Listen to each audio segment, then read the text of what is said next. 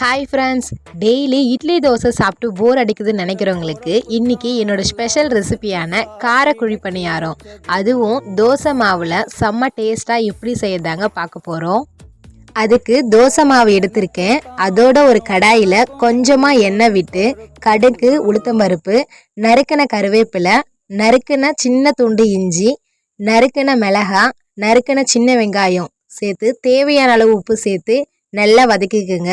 இந்த தாளிப்பை மாவோட சேர்த்து கலந்து விட்டுக்குங்க. இப்போ நம்மளோட மாவு ரெடி.